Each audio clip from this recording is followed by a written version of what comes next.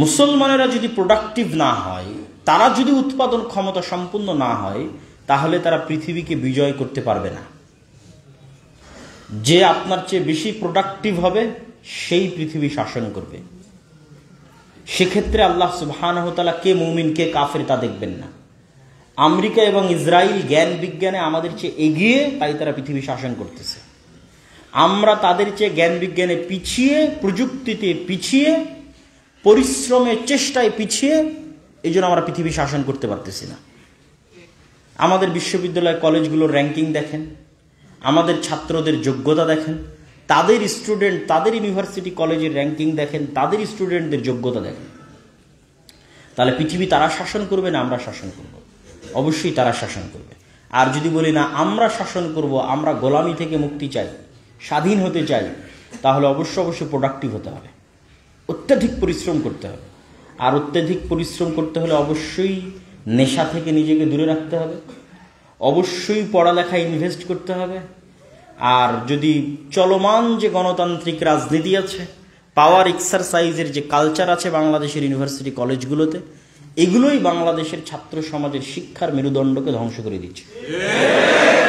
স্বাধীনতার পর থেকে নিয়ে এখন পর্যন্ত ছাত্র সমাজের শিক্ষার মেরুদণ্ড এবং একাডেমিক ব্যাকগ্রাউন্ড ধ্বংস করে দেওয়ার জন্য এই দুটো জিনিসই দায়ী।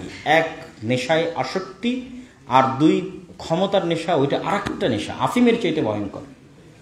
যখন আপনি একবার রাজনীতির মধ্যে ঢুকে যান, দলের পদ পদবীর নেশার মধ্যে ঢুকে যান, হল কন্ট্রোলে রাখা, দখলে রাখা ইত্যাদি টেন্ডেন্সির মধ্যে ঢুকে যান, তখন আপনার দ্বারা পড়াশোনা করা, একাডেমিক ব্যাকগ্রাউন্ডের সামনের দিকে এগিয়ে যাওয়া সম্ভব নয়। তখন আমরা কি জাতিগতভাবে পিছিয়ে যাই। আমরা ওই আবার রাজনীতি করে আমাদের ক্ষমতায় যাওয়ার চিন্তা দেখতে হয়, স্বপ্ন দেখতে হয়। আর আমাদের দেশকে পরিচালনার জন্য না যোগ্য ইঞ্জিনিয়ার তৈরি হয়, না যোগ্য বিজ্ঞানী তৈরি হয় না। তো এই জন্য আমরা মুসলিম উম্মাহ হিসেবে যদি আমরা চাই যে আমরা প্রোডাক্টিভ হব, প্রোডাক্টিভ থাকব, পৃথিবীকে শাসন করব, স্বাধীন হব, পড়াশোনা করতে হবে। আমি মাঝে মধ্যে উদাহরণ দেই যে এই যে গত বিশ্বকাপ, ফুটবল বিশ্বকাপে ঢাকা বিশ্ববিদ্যালয়ের টিএসসি চত্বরে হাজার হাজার ছাত্র একত্রিত হয়ে ফুটবল খেলা দেখতেছে, তখন আমি ইংল্যান্ডে। অথচ আমাদের ইউনিভার্সিটি, কি অক্সফোর্ড, কি ক্যামব্রিজ, আর কোনো ইউনিভার্সিটিতে তাদের পড়াশোনা এবং গবেষণার বাইরে কোনো সময় নাই। পরিশ্রম না করলে, কাজ না করলে খেতে পাবে না। সুতরাং ওখানে একত্রিত হয়ে কেউ এই খেলা দেখতেছে, এটা বুঝাও যায় না, দেখাও যায় না। তাহলে ওরা যদি পৃথিবীর শাসন না করে, আমরা কিভাবে করব? আমরা গোলাম থাকব। প্রায় 1 শতাব্দীর পুরাতন কলেজ, রংপুরের অন্যতম প্রাচীনতম ঐতিহ্যবাহী কলেজ কারমাইকেল কলেজের মসজিদে আজকে আমাদের এই যে আলোচনা অনুষ্ঠান, সেমিনার বা কনফারেন্স, সেখানে আমার আলোচনার সংক্ষিপ্ত বিষয়বস্তু যুব সমাজের নৈতিক অবক্ষয়, কারণ এবং উত্তরণের উপায়।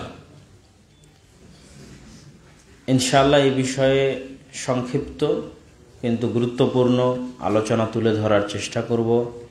ওমা তৌফিকি ইল্লা বিল্লাহিল আলিয়্যিল আযীম। নীতি নৈতিকতা এবং চরিত্রের মানদণ্ড কি হবে, সেটি যতক্ষণ আমরা ঠিক না করতে পারবো, ততক্ষণ আমি নৈতিকভাবে সঠিক আছি না চারিত্রিকভাবে আমার পদস্খলন ঘটেছে তা ঠিক করাও সম্ভব নয়। আজকের পৃথিবীতে এমনও দেশ আছে, এমনও ব্যক্তি আছে যারা ইসলামের দৃষ্টিতে যেটি মহাপাপ, সেটিকে তাদের লিগ্যাল রাইট, নৈতিক অধিকার হিসেবে দাবি করতেছে।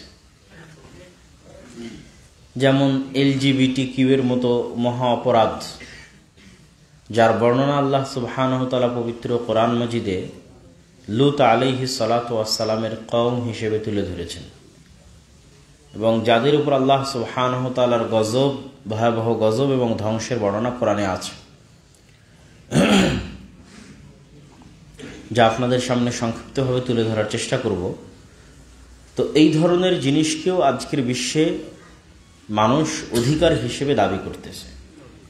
সুতরাং আপনাকে প্রথমত ঠিক করতে হবে যে মানুষের নীতি নৈতিকতার মানদণ্ডটা আসলে কি এবং কে ঠিক করবে। এখানে মুসলমানদের বিশ্বাস হচ্ছে এবং পৃথিবীর সকল ধর্মগ্রন্থ এ বিষয়ে একমত যে মানুষকে আল্লাহ সুবহানাহু ওয়া তাআলা সৃষ্টি করেছেন এক পিতা থেকে, এক মাতা থেকে, এক নারী পুরুষ থেকে আল্লাহ সুবহানাহু ওয়া তাআলা মানুষকে সৃষ্টি করেছেন। এই মর্মে তাওরাত, জবুর, ইনজিল, বাইবেল এবং মুসলমানদের কোরআনের মধ্যে কোনো দ্বিমত নাই। ঘটনার ধারাবাহিকতায় দ্বিমত থাকতে পারে, ঘটনার বিস্তারিত বিবরণে দ্বিমত থাকতে পারে, কিন্তু এতটুকুতে দ্বিমত নাই যে আদম এবং হাওয়া আলাইহিমাস সালাতু ওয়াস সালাম থেকে মানব জাতির উৎপত্তি এবং আল্লাহ সুবহানাহু ওয়া তাআলা সৃষ্টি করেছেন। যদি আল্লাহ সুবহানাহু ওয়া তাআলা সৃষ্টি করে থাকেন তাহলে অবশ্যই মানুষের নীতি নৈতিকতা এবং চরিত্রের মানদণ্ড কে ঠিক করে দিবেন? আল্লাহ সুবহানাহু ওয়া তাআলা ঠিক করে দিবেন এবং তিনি করেছেনও তাই। তিনি মানুষের জীবনকে, মানুষের জীবনের প্রত্যেকটা অংশ বিভিন্ন মূল্যবোধ দিয়ে সাজিয়ে দিয়েছেন। আল্লাহ সুবহানাহু ওয়া তাআলা মানুষের জীবনের বিভিন্ন অংশকে বিভিন্ন মূল্যবোধ দিয়ে সাজিয়ে দিয়েছেন, যে মূল্যবোধগুলোই মূলত ইসলামে নীতি নৈতিকতা এবং চরিত্রের মূল মাপকাঠি এবং মানদণ্ড। যেমন ইসলামে অর্থনীতির ক্ষেত্রে কি কি মূল্যবোধ প্রয়োগ করে থাকে ইসলাম। আপনি যদি ইসলামের যত হাদিসে, আল্লাহ রাসূল সাল্লাল্লাহু আলাইহি ওয়াসাল্লামের যত হাদিস আছে, যত কোরআনের আয়াত আছে, সবগুলোকে সামনে রাখেন, আপনি দেখবেন অর্থনীতিতে ইসলামের মূল্যবোধ সংক্ষিপ্ত কয়েকটা জিনিসের উপর দাঁড়িয়ে আছে। এক, আল ইফাহ, পবিত্রতা। পবিত্রতা মানে অপবিত্র এবং হারাম জিনিস যেন তার মধ্যে না প্রবেশ করে, তার পেটে যেন অপবিত্র কোনো জিনিস এবং হারাম কোনো জিনিস প্রবেশ না করে, সে পবিত্র রাখবে তার রুজিকে, তার রুটিকে। তারপরে কি রাখা আছে মূল্যবোধ? আল কানাআহ, অল্পে তুষ্টি। ইসলামে অর্থনীতির বড় একটা মূল্যবোধ হচ্ছে অল্পে তুষ্ট হওয়া। পৃথিবীতে যতগুলো অর্থনৈতিক হারামের রাস্তা আছে তার প্রত্যেকটাই শুরু হয় যখন মানুষ অল্পে সন্তুষ্ট হয় না, তখন প্রত্যেকটা হারামের রাস্তা সেখান থেকে শুরু হয়। এই জন্য ইসলাম সম্পূর্ণরূপে ঋণ বিমুখতাকে প্রমোট করে। সুদী ঋণ তো বহু দূরের কথা, কর্জে হাসানাকেও ডিসকারেজ করে ইসলাম। কেন? তার মূল্যবোধটাই হচ্ছে অল্পে সন্তুষ্ট হওয়া। মানুষ একমাত্র তখনই আর এক মানুষের কাছে কর্জে হাসানা চাইতে পারে ইসলামের দৃষ্টিতে যখন তার জীবন যায়, তার ছেলের জীবন চলে যাচ্ছে, অ্যাক্সিডেন্ট করেছে, অপারেশনের দরকার, কেউ সহযোগিতা না করলে এখন সে মারা যাবে, খেতে পাচ্ছে না, তখন মানুষকে গিয়ে বলবে আমাকে একটু কর্জে হাসানা দেন তো। কিন্তু তার ভালো মাটির বাড়ি আছে, সেই মাটির বাড়িকে সে টিনের বাড়িতে রূপান্তর করবে, এই জন্য কারো কাছে কর্জে হাসানা নিবে। সুদীর লোনের কথা আমি বলিনি, সুদী লোন তো বহু পরে আসবে। আপনি মাটির বাড়িকে টিনের বাড়ি করবেন, এই জন্য কর্জে হাসানা নেবেন, এটার অস্তিত্ব ইসলামে নাই। রাসূলুল্লাহ সাল্লাল্লাহু আলাইহি ওয়াসাল্লাম এটিকে চরমভাবে নিরুৎসাহিত করেছে। আবার টিনের বাড়ি আছে, সেটিকে পাকা বাড়ি করবেন, এই জন্য কর্জে হাসানা নেবেন, যেটাতে সুদ নাই, সেই কর্জ মানুষের কাছে চাইবেন, এটাতে তিনি নিরুৎসাহিত করেছে। আপনার বাড়িতে এসি নাই, এসি ক্রয়ের জন্য আপনি কর্জে হাসানা নেবেন, ফ্রিজ ক্রয়ের জন্য আপনি কর্জে হাসানা নেবেন, মোটরসাইকেলের জন্য কর্জে হাসানা নেবেন। আমি কিন্তু সুদী লোনের কথা বলিনি, ওইটা আরো পরের স্টেপে। আমি হালাল পন্থাতেই মানুষের কাছে কর্জ চাইব, কিন্তু সেই কর্জটা বিলাসী পণ্যে, তাহলে এটি ইসলামী মূল্যবোধের বিরোধী। আপনি এখনো ইসলামী অর্থনীতির মূল্যবোধটা নিজের মধ্যে নিয়ে আসতে পারেননি। এটা অল্পে সন্তুষ্ট হওয়াকে প্রমোট করে। কেন কর্জকে ডিসকারেজ করা হয়? কেননা মানুষের মনুষ্যত্ব, মানুষের স্বাধীনতা, মানুষের পার্সোনালিটি, ব্যক্তিত্বকে ইসলাম অনেক দাম দেয়।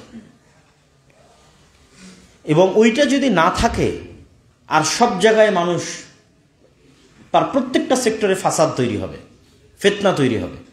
তার যদি পার্সোনালিটিতে আঘাত লাগে, তার যদি ব্যক্তিত্বে আঘাত লাগে, তার যদি মনুষ্যত্ব বোধে আঘাত লাগে, আত্মমর্যাদায় আঘাত লাগে, তাহলে তার লাইফের প্রত্যেকটা সেক্টরে ফিতনা তৈরি হবে, ফাসাদ তৈরি হবে।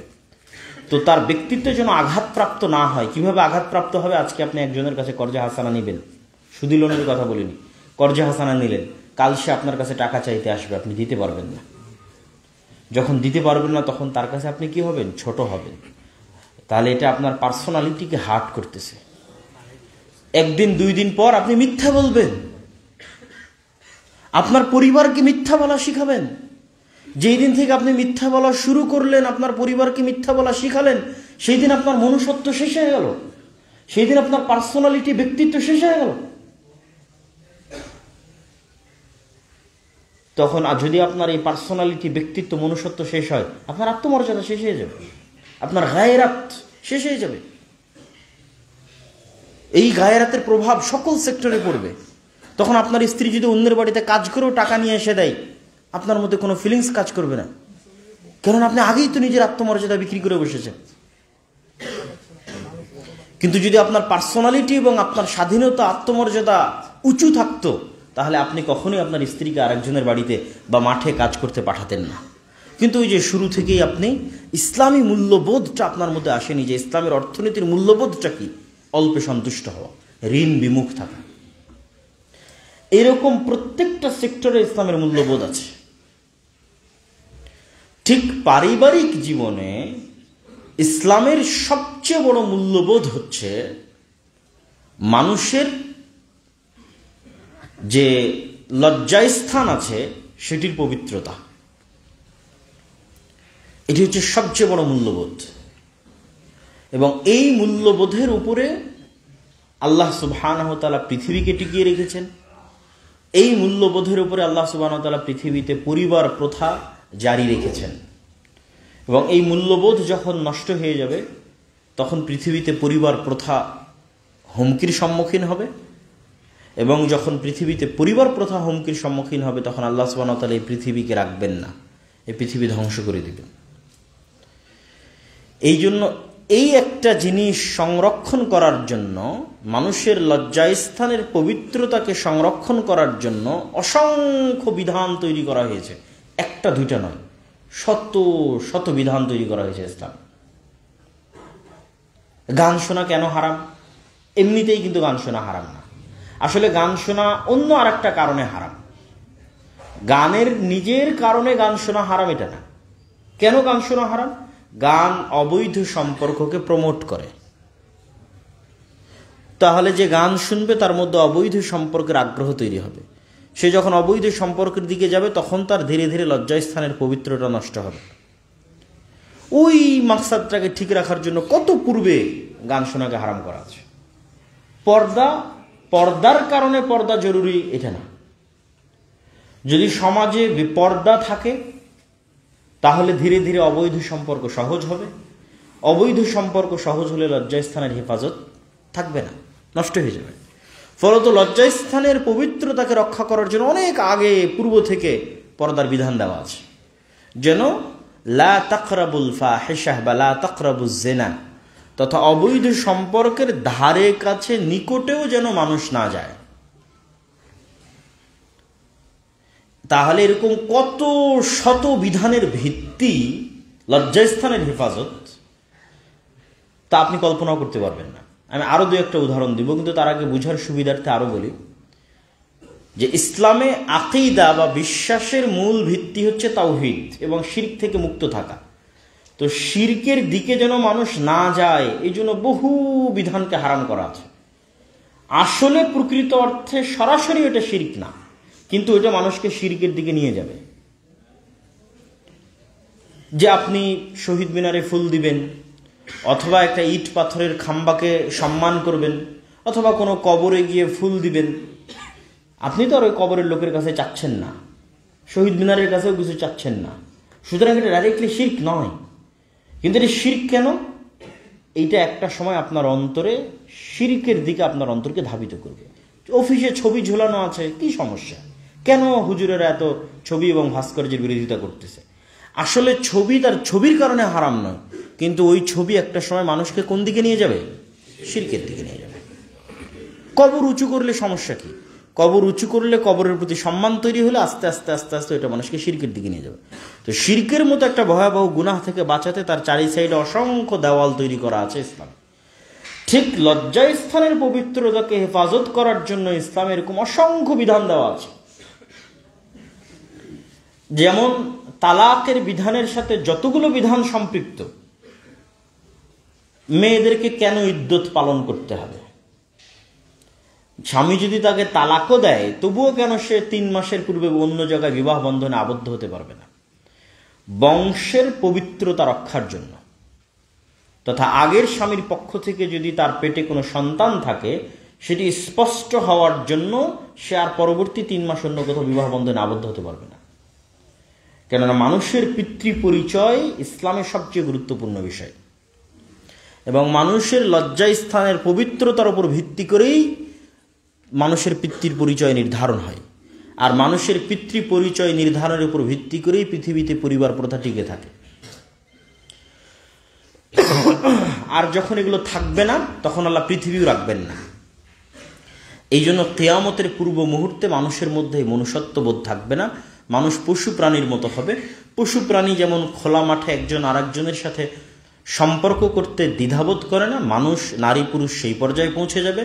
তখন আর পিতৃ পরিচয় ঠিক থাকবে না, পরিবার প্রথা অব্যাহত থাকবে না, তখন আল্লাহ কিয়ামত কায়েম করবেন। তার আগ পর্যন্ত পৃথিবী চলমান থাকবে।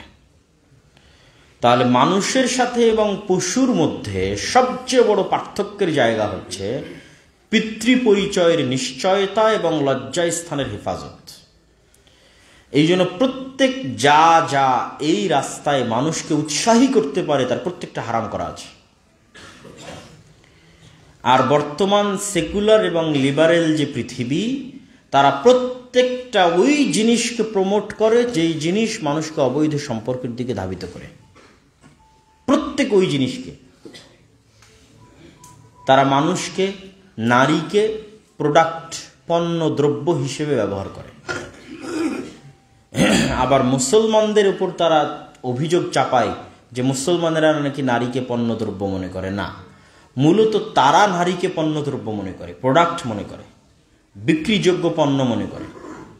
ফলত পৃথিবীতে এমন কিছুই বিক্রি হয় না যার সাথে নারীর ছবি, নারীর কণ্ঠ, নারীর দৃশ্য, নারীর চেহারা সম্পৃক্ত না হয়। প্রত্যেকটা অ্যাড, প্রত্যেকটা অফিসের রিসিপশন, প্রত্যেকটা শোরুম, যেখানে যাবেন, গাড়ি কিনতে যান, কাপড় কিনতে যান, যাই কিনতে যান না কেন, সেখানে নারীকে শোপিসের মতো ইউজ করা হচ্ছে, যেন আপনি তার কারণে তার চেহারা এবং তার সৌন্দর্য উপভোগ করত সেই জিনিসটি ক্রয় করতে উদ্বুদ্ধ হন। সুতরাং এখানে ক্রয় বিক্রয় হচ্ছে নারীর চেহারা, বিক্রিযোগ্য পণ্য হচ্ছে নারীর চেহারা, যোগ্যতা নয়। যোগ্যতার মাপকাঠিতে চাকরি নয়। বিমানবালা সহ, রিসিপশন সহ সব জায়গায় মূলত যোগ্যতার ভিত্তি হচ্ছে চেহারার সৌন্দর্যতা। তাহলে এখানে কি বিক্রি করা হচ্ছে? চেহারা বিক্রি করা হচ্ছে। আর ইসলাম সম্পূর্ণরূপে মানুষের মনুষ্যত্বকে এইরকম বিক্রিযোগ্য জায়গায় নামিয়ে আনার বিরোধী, মানুষকে যন্ত্র হিসেবে ট্রিট করার বিরোধী ইসলাম। ইসলাম কখনোই মনে করে না যে মানুষ একটা যন্ত্র, কিন্তু আজকের সেকুলার এবং লিবারেল পৃথিবী মনে করে মানুষ একটা যন্ত্র। কিসের যন্ত্র? পয়সা কামানোর যন্ত্র, পয়সা ইনকাম করার মেশিন। এইভাবে আমাদের শিক্ষা ব্যবস্থা তৈরি করা হয়েছে, এইভাবে আমাদের পারিপার্শ্বিকতা তৈরি করা হয়েছে। কিন্তু ইসলামের দৃষ্টিতে মানুষকে যদি পয়সা কামানোর যন্ত্র মনে করা হয় তাহলে এতে মানুষের অপমান করা হয়। মানুষের পয়সা কামানোটা হচ্ছে তার অপশনাল, তার মূল গুরুত্বটা কি? তার চারিত্রিক উন্নতি, তার ব্যক্তিত্ব, তার পার্সোনালিটি, তার সম্মান, তার আত্মমর্যাদা, এটা হচ্ছে মূল। ওইটা ঠিক রেখে যদি সে পয়সা ইনকাম করতে পারে ঠিক আছে, কিন্তু সেকুলার দুনিয়াতে আপনি সব কিছু বিসর্জন দিয়ে দিবেন। আপনার ইজ্জত, আপনার আত্মমর্যাদা, আপনার সম্মান সব কিছু বিসর্জন দিয়ে দিবেন। কেন? আপনার টাকা দরকার। এটিকে বলা হয় বস্তুবাদী পৃথিবী, ম্যাটেরিয়ালিস্টিক। যা চোখে দেখা যায়, শুধু তার জন্য দৌড়ানো, আর যা চোখে দেখা যায় না তার জন্য অযথা সময় নষ্ট না করা। কেননা নেকি, সম্মান, মর্যাদা, ব্যক্তিত্ব, জান্নাত, জাহান্নাম, আল্লাহর সন্তুষ্টি, গুনাহ, এগুলো একটাও চোখে দেখা যায় না। কিন্তু টাকা অবশ্যই চোখে দেখা যায়, বাড়ি গাড়ি অবশ্যই চোখে দেখা যায়। এই জন্য ইসলামে বিশ্বাসের ক্ষেত্রে শুরুতেই বলা আছে আল ঈমান বিল গায়ব, অদৃশ্যের উপর বিশ্বাস। আপনি মুসলিম হতে চাইলে অদৃশ্যের উপর বিশ্বাস দিয়েই ইসলামের শুরু। যতগুলো পয়েন্ট 6টা, তার বেশিরভাগই অদৃশ্য। আল্লাহ সুবহানাহু ওয়া তাআলাকে আমরা দেখেছি? দেখিনি। আমাদের জন্য আল্লাহ রাসূলও অদৃশ্য, কারণ আমরা আল্লাহ রাসূলকেও দেখিনি। আমরা ফেরেশতাদেরকে দেখি না। কিয়ামত সংঘটিত হচ্ছে কি হবে কি হবে না আমরা দেখিনি। তাকদীরের বিষয় আমরা জানি না। তাহলে ইসলামের মৌলিক যে 6টা বিশ্বাস, তার প্রত্যেকটা অদৃশ্য, এবং এটির উপরে ইসলাম টিকে আছে।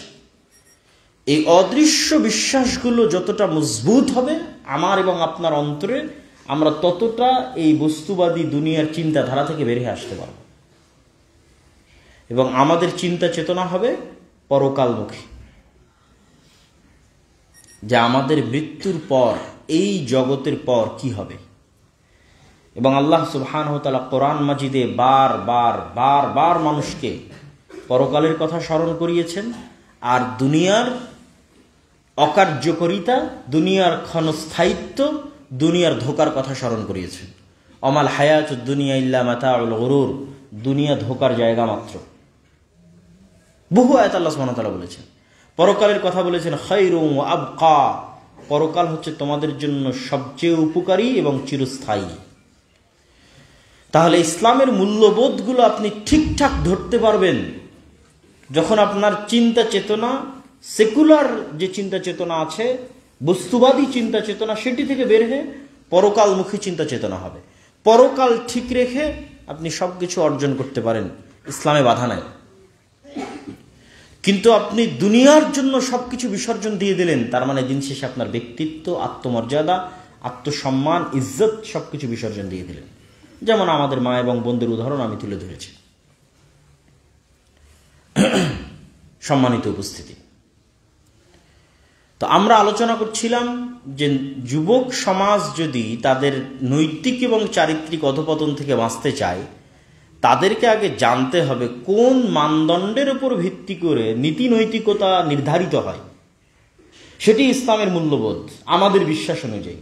ঠিক যেমন আমি ইসলামী অর্থনীতিতে ইসলামের মূল্যবোধ কি তা তুলে ধরলাম, পরিবার বা ব্যক্তি জীবনে ইসলামের মূল্যবোধ কি তার একটা উদাহরণ তুলে ধরলাম, যে লজ্জা স্থানের পবিত্রতা, এটা অনেক ইম্পর্টেন্ট এবং গুরুত্বপূর্ণ, এবং তার সপক্ষে কিছু কোরআনের আয়াত এবং হাদিসও আপনাদের সামনে তুলে ধরার চেষ্টা করব ইনশাআল্লাহ।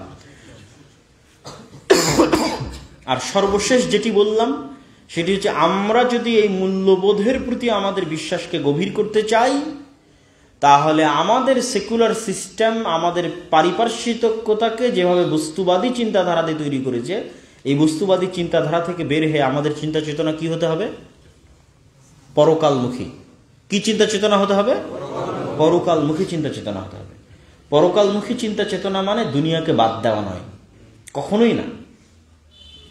আপনি দুনিয়ার প্রত্যেকটা কাজ করবেন পরকালের নিয়তে। আপনি কারমাইকেল কলেজে পড়ছেন, তবুও কিসের নিয়তে? পরকালের। আপনি অর্থনীতিতে পড়েন, ইংরেজিতে পড়েন, যে কোনো সাবজেক্টে পড়েন, এই পড়াটাই আপনার জন্য নেকি কাজে পরিণত হতে পারে যদি আপনার মধ্যে নিয়তের বিশুদ্ধতা থাকে, আপনার মধ্যে কাজের সততা থাকে। তার মানে পরকালমুখী চিন্তা চেতনা মানে দুনিয়াকে বাদ দেওয়া নয়। পরকালমুখী চিন্তা চেতনা মানে পরকালকে বিসর্জন দিয়ে দুনিয়াকে অর্জন করা নয়, বরং পরকালকে সবচেয়ে বেশি প্রাধান্য দিয়ে যতটুকু করা সম্ভব, যত দূর যাওয়া সম্ভব।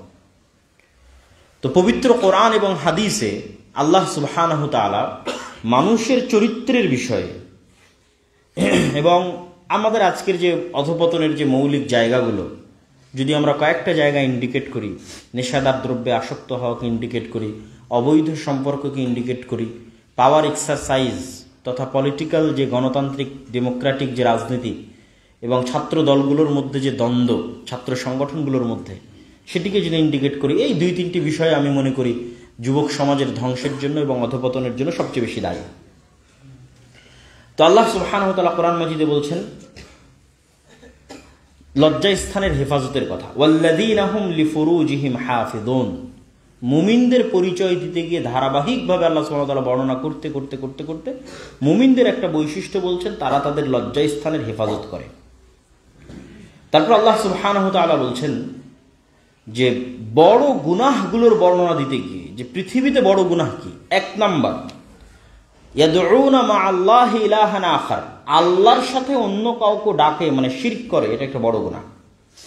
ইয়াকতুলুনাল নাফসাল্লাতী হারামাল্লাহু ইল্লা বিল হক, অন্যায়ভাবে কোনো মানুষকে হত্যা করে, এটা দ্বিতীয় বড় গুনাহ।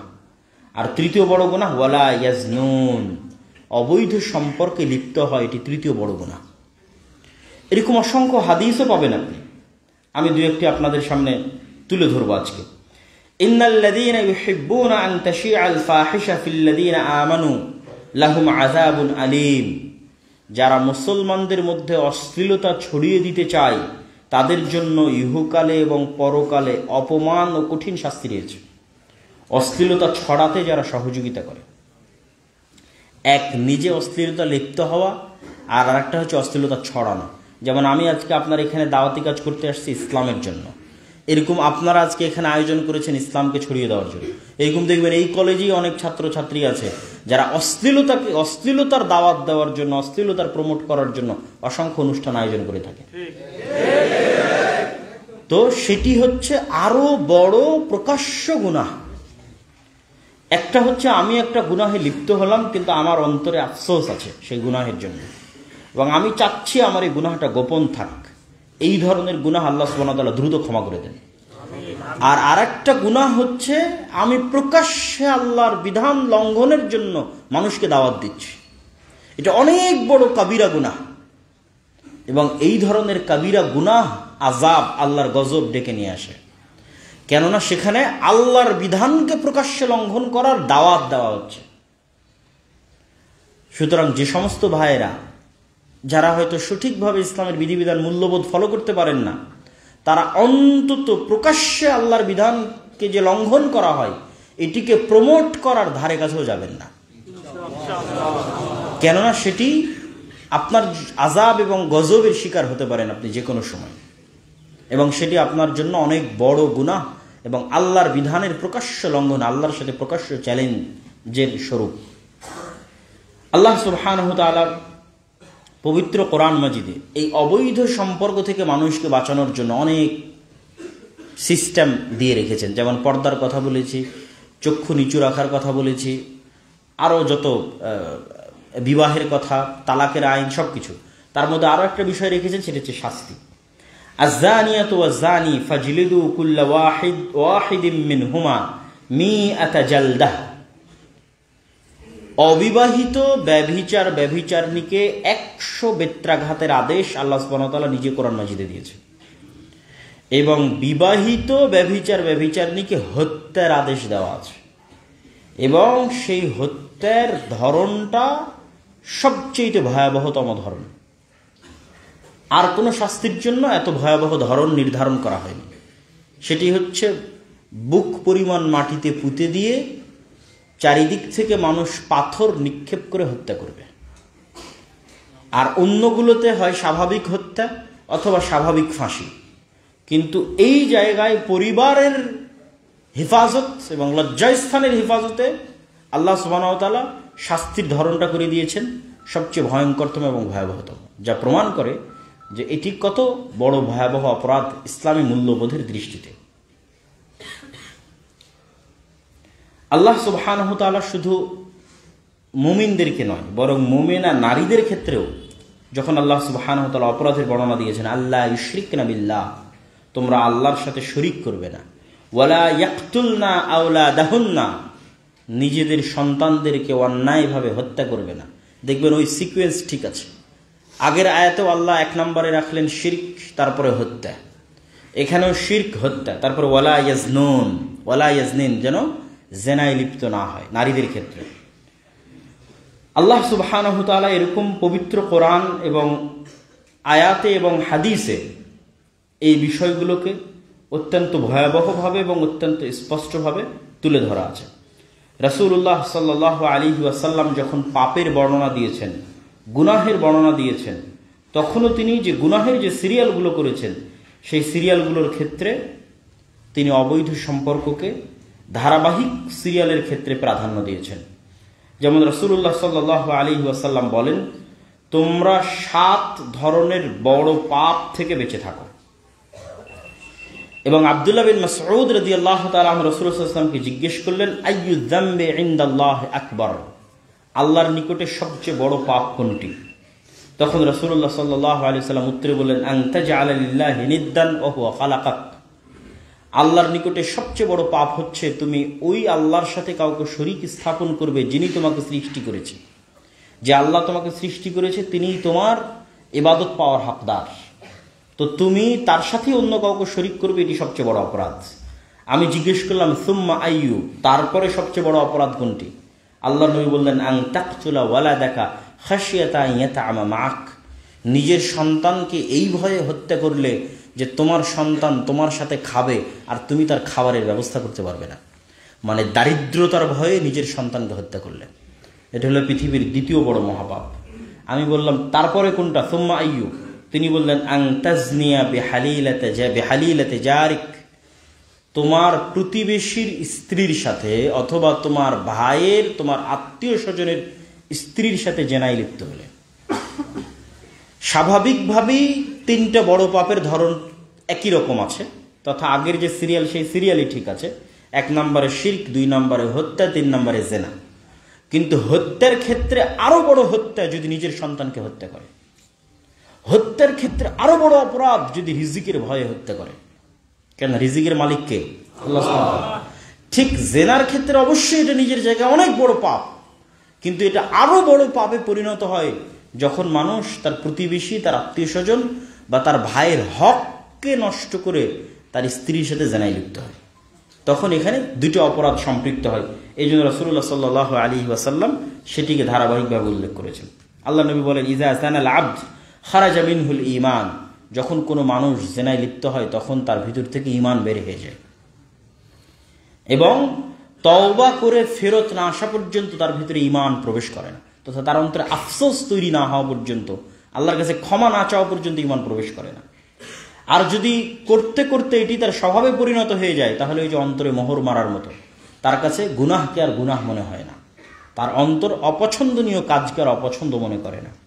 তখন তার অন্তরে কি হয়? মোহর মারা হয়ে যায়, চিরস্থায়ী পথভ্রষ্ট হয়ে যায়।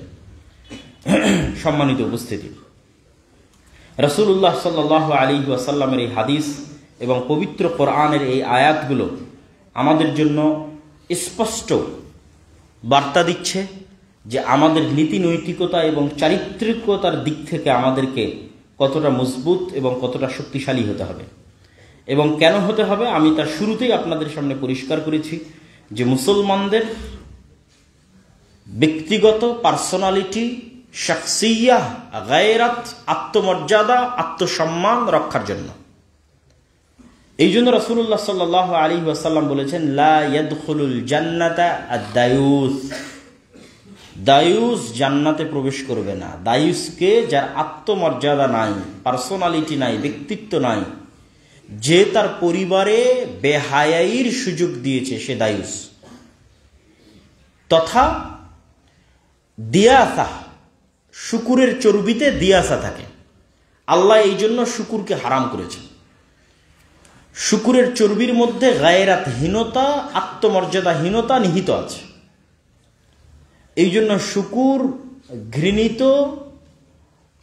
অপরিষ্কার, জঘন্য, নিকৃষ্ট জায়গায় থাকে এবং অপরিষ্কার থাকা সে পছন্দ করে।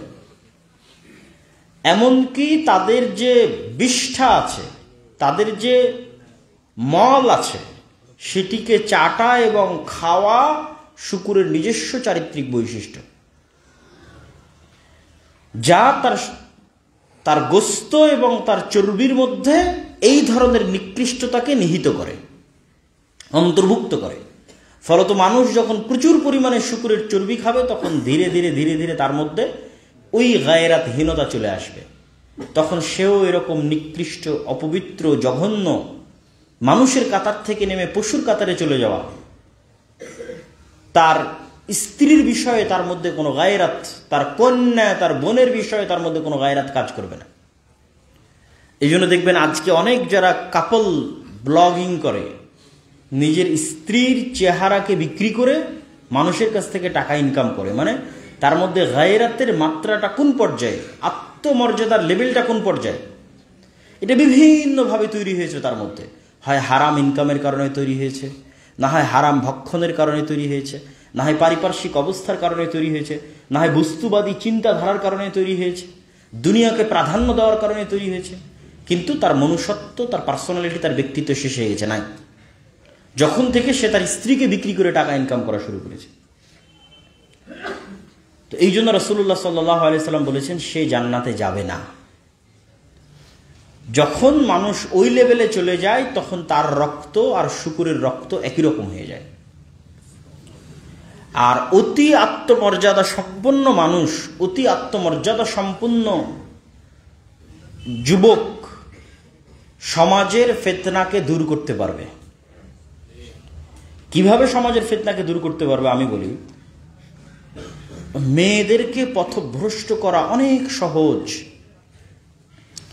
তাদেরকে যে কোনো ফাঁদে ফেলা অনেক সহজ, তাদেরকে পথভ্রষ্ট করা শয়তানের জন্য পুরুষের তুলনায় অনেক অনেক সহজ।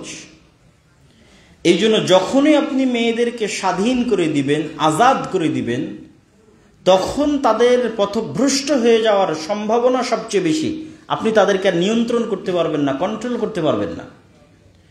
তাহলে সমাজে ফিতনা দূর করার জন্য পুরুষকে আত্মমর্যাদাশীল হতে হবে, পুরুষকে আত্মমর্যাদা সম্পন্ন হতে হবে, যে তার স্ত্রীকে, যে তার কন্যাকে, যে তার বোনকে তাদের ইজ্জত রক্ষার জন্য তাদেরকে পর্দার মধ্যে রাখবে, তাদেরকে ছেড়ে দিবে না, তাদেরকে উন্মুক্ত করে দিবে না। এর জন্য তার ভিতরে আত্মমর্যাদা থাকা লাগবে, গায়রাত থাকা লাগবে। আর পুরুষের মধ্যে যদি আত্মমর্যাদায় গায়রাত না থাকে, 90% নারীর পক্ষে এটি সম্ভব নয় যে সে ফিতনার পরিবেশের মধ্যে উঠা বসা করবে আর নিজেকে সে ঠিক রাখবে, সংশোধিত রাখবে, পবিত্র রাখবে। এটা অনেক কঠিন, পুরুষের চাইতে নারীর জন্য বেশি কঠিন, কেননা তাদের অন্তর নরম, তাদেরকে পথভ্রষ্ট করা শয়তানের জন্য বেশি সহজ।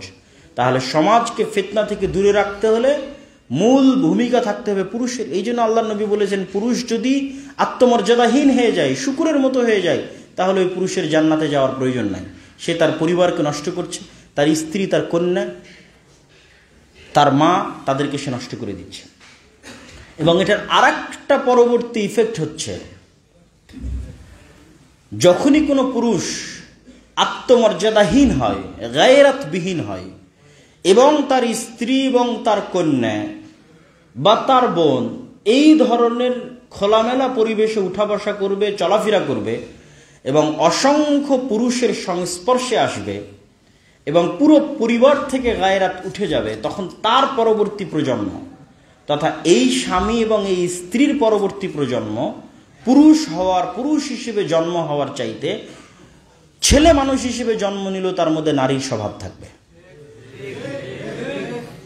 তখন আপনি আর ওই পুরুষ জন্ম দিতে পারবেন না যে বীর মুজাহিদ হবে, সাহসী হবে, পৃথিবীর সামনে মাথা নত করবে না, তারেক বিন জিয়াদ হবে, খালেদ বিন ওয়ালিদ হবে, ওমর ইবনুল খাত্তাব হবে, জন্ম দিতে পারবেন না। তখন তার পরবর্তী যে প্রজন্ম আসবে, সেই পরবর্তী প্রজন্ম আসবে আরো বেশি পরিমাণে কম্প্রোমাইজিং, আরো বেশি পরিমাণে ছাড় দেওয়া, এবং পৌরুষত্বের তুলনায় তার মধ্যে মেইলি স্বভাব বেশি বিরাজ করবে। তাহলে আপনি যদি পৃথিবীকে বাঁচাতে চান, পুরুষ জন্ম দিতে হবে, সাহসী আত্মমর্যাদা সম্পন্ন পুরুষ পৃথিবীতে থাকা লাগবে, পরিবারকে রক্ষা করার জন্য, মুসলিম উম্মাহকে রক্ষা করার জন্য, পৃথিবীকে রক্ষা করার জন্য। থাকবে কিভাবে? তাহলে ওই পুরুষের আত্মমর্যাদা, আত্মসম্মান রক্ষা হতে হবে, তার পরিবারের মধ্যে পর্দা, নম্রতা থাকতে হবে, তাহলে তার পরবর্তী প্রজন্ম যে আসবে সেও আত্মমর্যাদা সম্পন্ন ব্যক্তিত্ববান পুরুষ হিসেবেই জন্ম নেবে। এই জন্য পরিবারের পবিত্রতা এবং লজ্জাস্থানের পবিত্রতার বিকল্প নাই। আল্লাহ সুবহানাহু ওয়া তাআলা আমাদেরকে এবং আমাদের পরবর্তী বংশধরদেরকে আমাদের নিজেদের লজ্জাস্থানের পবিত্রতা এবং আমাদের পরিবারের পবিত্রতা রক্ষা করত, আমাদের নিজেদেরকে পুরুষ হওয়ার এবং আমাদের পরবর্তী প্রজন্ম থেকে আল্লাহ সুবহানাহু ওয়া তাআলা মহাপুরুষ আলফা মেল যারা আরও বেশি উঁচু আত্মমর্যাদা সম্পন্ন, উঁচু মানসিকতা সম্পন্ন, উঁচু ব্যক্তিত্ব সম্পন্ন, নেতৃত্বের গুণাবলী সম্পন্ন এই ধরনের পুরুষের আশার তৌফিক দান করেন আল্লাহুম্মা আমিন। বক্তব্যের শেষের দিকে আর দুটি টপিক থেকে যাচ্ছে। একটা হচ্ছে পাওয়ার এক্সারসাইজ গণতান্ত্রিক রাজনৈতিক দলগুলোর কারণে, আর 2 নম্বর হচ্ছে নেশাদার দ্রব্য। এই দুটির ক্ষেত্রে মুসলমানদেরকে মনে রাখতে হবে যে মুসলমানেরা সবচেয়ে বেশি প্রোডাক্টিভ হওয়া উচিত। মুসলমানদের সবচেয়ে বেশি উৎপাদন ক্ষমতা সম্পন্ন হওয়া উচিত। মুসলমানেরা যদি প্রোডাক্টিভ না হয়, তারা যদি উৎপাদন ক্ষমতা সম্পন্ন না হয়, তাহলে তারা পৃথিবীকে বিজয় করতে পারবে না। যে আপনার চেয়ে বেশি প্রোডাক্টিভ হবে সেই পৃথিবী শাসন করবে। সেক্ষেত্রে আল্লাহ সুবহানাহু ওয়া তাআলা কে মুমিন কে কাফের তা দেখবেন না। আমেরিকা এবং ইসরায়েল জ্ঞান বিজ্ঞানে আমাদের চেয়ে এগিয়ে, তাই তারা পৃথিবী শাসন করতেছে। আমরা তাদের চেয়ে জ্ঞান বিজ্ঞানে পিছিয়ে, প্রযুক্তিতে পিছিয়ে, পরিশ্রমের চেষ্টায় পিছিয়ে, এই জন্য আমরা পৃথিবী শাসন করতে পারতেছি না। আমাদের বিশ্ববিদ্যালয় কলেজগুলোর র্যাঙ্কিং দেখেন, আমাদের ছাত্রদের যোগ্যতা দেখেন, তাদের স্টুডেন্ট, তাদের ইউনিভার্সিটি কলেজের র্যাঙ্কিং দেখেন, তাদের স্টুডেন্টদের যোগ্যতা দেখেন। তাহলে পৃথিবী তারা শাসন করবে না আমরা শাসন করব? অবশ্যই তারা শাসন করবে। আর যদি বলি না আমরা শাসন করব, আমরা গোলামি থেকে মুক্তি চাই, স্বাধীন হতে চাই, তাহলে অবশ্যই প্রোডাক্টিভ হতে হবে, অত্যাধিক পরিশ্রম করতে হবে। আর অত্যাধিক পরিশ্রম করতে হলে অবশ্যই নেশা থেকে নিজেকে দূরে রাখতে হবে, অবশ্যই পড়ালেখায় ইনভেস্ট করতে হবে। আর যদি চলমান যে গণতান্ত্রিক রাজনীতি আছে, পাওয়ার এক্সারসাইজের যে কালচার আছে বাংলাদেশের ইউনিভার্সিটি কলেজগুলোতে, এগুলোই বাংলাদেশের ছাত্র সমাজের শিক্ষার মেরুদণ্ডকে ধ্বংস করে দিচ্ছে। স্বাধীনতার পর থেকে এখন পর্যন্ত ছাত্র সমাজের শিক্ষার মেরুদণ্ড এবং একাডেমিক ব্যাকগ্রাউন্ড ধ্বংস করে দেওয়ার জন্য এই দুটো জিনিসই দায়ী। এক, নেশায় আসক্তি, আর 2, ক্ষমতার নেশা। ওইটা আরেকটা নেশা, আফিমের চাইতে ভয়ঙ্কর। যখন আপনি একবার রাজনীতির মধ্যে ঢুকে যান, দলের পদ পদবীর নেশার মধ্যে ঢুকে যান, হল কন্ট্রোলে রাখা, দখলে রাখা ইত্যাদি টেন্ডেন্সির মধ্যে ঢুকে যান, তখন আপনার দ্বারা পড়াশোনা করা, একাডেমিক ব্যাকগ্রাউন্ডে সামনের দিকে এগিয়ে যাওয়া সম্ভব নয়। তখন আমরা কি জাতিগতভাবে পিছিয়ে যাই। আমরা ওই আবার রাজনীতি করে আমাদের ক্ষমতায় যাওয়ার চিন্তা দেখতে হয়, স্বপ্ন দেখতে হয়। আর আমাদের দেশকে পরিচালনার জন্য না যোগ্য ইঞ্জিনিয়ার তৈরি হয়, না যোগ্য বিজ্ঞানী তৈরি হয় না। তো এই জন্য আমরা মুসলিম উম্মাহ হিসেবে যদি আমরা চাই যে আমরা প্রোডাক্টিভ হব, প্রোডাক্টিভ থাকব, পৃথিবীকে শাসন করব, স্বাধীন হব, পড়াশোনা করতে হবে। আমি মাঝে মধ্যে উদাহরণ দিই যে এই যে গত বিশ্বকাপ, ফুটবল বিশ্বকাপে ঢাকা বিশ্ববিদ্যালয়ের টিএসসি চত্বরে হাজার হাজার ছাত্র একত্রিত হয়ে ফুটবল খেলা দেখতেছে, তখন আমি ইংল্যান্ডে। অথচ আমাদের ইউনিভার্সিটি কি অক্সফোর্ড কি ক্যামব্রিজ আর কোনো ইউনিভার্সিটিতে তাদের পড়াশোনা এবং গবেষণার বাইরে কোনো সময় নাই। পরিশ্রম না করলে, কাজ না করলে খেতে পাবে না। সুতরাং ওখানে একত্রিত হয়ে কেউ এই খেলা দেখতেছে, এটা বুঝাও যায় না, দেখাও যায় না। তাহলে ওরা যদি পৃথিবী শাসন না করে আমরা কিভাবে করব? আমরা গোলাম থাকব। এই জন্য আপনাদেরকে ইহুদিদের থেকে শিক্ষা নিতে হবে। ইহুদিরা অভিশপ্ত, কিন্তু নিজের দিনের উপর কট্টর, ভ্রান্তির উপর কট্টর। হিন্দুরা অভিশপ্ত, কিন্তু নিজের দিন, নিজের ভ্রান্তির উপর কট্টর। আর আপনি মুসলমান, হ্যাঁ আপনি সবচেয়ে উদার, আপনি হচ্ছেন সেকুলার। আপনার এক গালে যদি কেউ আঘাত করে, আপনি আর এক গালে গিয়ে দেন, ঠিক আছে আমি ধৈর্য ধরছি, আমার আর এক গালেও তুমি মেরে নাও। কিন্তু আপনার পার্শ্ববর্তী দেশে দেখেন, আপনি নিশ্চিত জানেন এটা পৃথিবীর একটা ভ্রান্ত দিন। এই দিনের ভ্রান্তি হওয়ার জন্য কোনো লজিকও লাগবে না, এত একটা বড় ভ্রান্ত দিন, কিন্তু তারপরেও তারা তাদের দিনের উপর কতটা কট্টর। গুজরাটের মতো জায়গায় গণহত্যা চালিয়েও গত 10-15 বছর যাবৎ ক্ষমতায় আসীন আছে এবং হিন্দু ধর্মের কট্টরতার উপর ক্ষমতা পরিচালনা করতেছে। আপনারা সেই জিনিসগুলোকে মজাক মনে করতেছেন, ট্রল মনে করতেছেন, কিন্তু আসলে এটা তাদের বাস্তবতা। যদি বলে আমি চট্টগ্রাম নিয়ে নিতে চাই, তো এটাই বাস্তবতা যে নিতে চাই। অখণ্ড ভারতের থিওরি তাদের মন, মগজ এবং রক্তের সাথে মিশে আছে। তাহলে তার ভ্রান্তির উপর সে কট্টর। আর আপনি দিন ইসলাম, সেটা সঠিক দিন হওয়ার পরও আপনি সবচেয়ে কম্প্রোমাইজিং, না আমি সবচেয়ে ভালো, আমি সেকুলার। আপনি চলে যান ইসরায়েলে, তারা সেকুলার না, তারা তাদের নিজের দিনের উপর কট্টর। ইহুদিরা অভিশপ্ত, কিন্তু তার দিনের উপর কট্টর। সব স্কুলে যদি এলজিবিটিকিউ পড়ানো হয়, ইহুদি স্কুলে পড়ানো হবে না। সবাই যদি 1-2টা করে সন্তান নেয়, ইহুদিরা নিবে না। ইহুদিরা 7টা, 8টা, 9টা, 10টা করে বাচ্চা নেবে। সবার কাছে তারা সুদি লেনদেন করবে, তারা নিজেদের মধ্যে সুদি লেনদেন করবে না। সারা পৃথিবীর সবাই যেন ওই সোশ্যাল মিডিয়া বিভিন্ন কিছুতে অ্যাডিক্টেড, ডিভাইস অ্যাডিক্টেড হয়, অ্যাডিকশন থাকে, এটার জন্য তারা প্রমোট করবে, সকল কিছু তৈরি করবে। কিন্তু তাদের সন্তানদেরকে 18 বছরের আগে হাতে মোবাইলই দিবে না, যেন এই ধরনের অ্যাডিকশন থেকে তারা দূরে থাকে এবং তাদের প্রোডাক্টিভিটি লেভেল হাই হয়, সর্বোচ্চ হয়। জ্ঞান, বিজ্ঞান, গবেষণা, প্রযুক্তি তারা যেন এগিয়ে যায়। আপনি তাদের দেশগুলোতে গেলে দেখবেন যে পড়াশোনার কালচার আছে, গ্রুপ স্টাডির কালচার আছে। বাসে, ট্রেনে মানুষ পড়তেছে, ছাত্রছাত্রীরা পড়তেছে, বেপর্দা কিন্তু পড়তেছে। তার অন্তরে ইমান নাই, কিন্তু জ্ঞানের গুরুত্ব আছে। আর আমাদের অন্তরে আমরা ইমানের আলো ধারণ করে নিয়ে বেড়াচ্ছি, কিন্তু আমরা জ্ঞান, বিজ্ঞান থেকে, পড়াশোনা থেকে শত শত কিলোমিটার দূরে, হাজার হাজার কিলোমিটার দূরে। এইভাবে কিন্তু আমাদের মুক্তি হওয়া বা স্বাধীন হওয়া সম্ভব নয়। ফলত এই ধরনের নেশা থেকে, এই ধরনের পাওয়ার প্র্যাকটিস থেকে বের হয়ে এসে আমাদেরকে জ্ঞান অর্জনের দিকে মনোনিবেশ করতে হবে এবং নিজের দিনের উপর কট্টর হতে হবে। আপনি একটা ইহুদি পাবেন না যে দাড়ি রাখতে চুল পরিমাণ হেজিটেশন ফিল করে, একটা ইহুদি পাবেন না। আচ্ছা, তার আরো বড় উদাহরণ নেন। গত 24 ঘন্টায় ইসরায়েল সিরিয়ার 500-র অধিক জায়গাতে বোমা হামলা চালিয়েছে। পৃথিবীর কাউকে জিজ্ঞেস করেছে? আমেরিকাকে জিজ্ঞেস করেছে? পৃথিবীর কারোর অনুমতির পরোয়া করেছে? আপনি কি মনে করেন এই 500টা জায়গায় হামলা করতে ইসরায়েলের মধ্যে চুল পরিমাণ হেজিটেশন ছিল? ড্যাম কেয়ার, সেখানে দাঁড়িয়ে রাখতে হেজিটেশন ফিল করবে?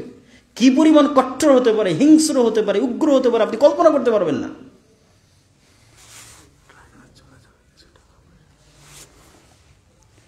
তো আপনি আপনার দিনের উপর, আপনি দেন, আমি দিচ্ছি, আপনি ব্যবস্থা করেন, আমি দিচ্ছি, দেন যা চান। তো আপনি আপনার দিনের উপর যদি কট্টর না হন, তাহলে পৃথিবী থেকে হারিয়ে যাবেন। সেকুলারিজম দিয়ে বাংলাদেশের স্বাধীনতা রক্ষা হবে না। ভারত যেমন তার হিন্দুত্ববাদের উপর কট্টর, বাংলাদেশ যদি স্বাধীন থাকতে চায় তো বাংলাদেশকে তার ইসলামিত্বের উপর কট্টর হতে হবে।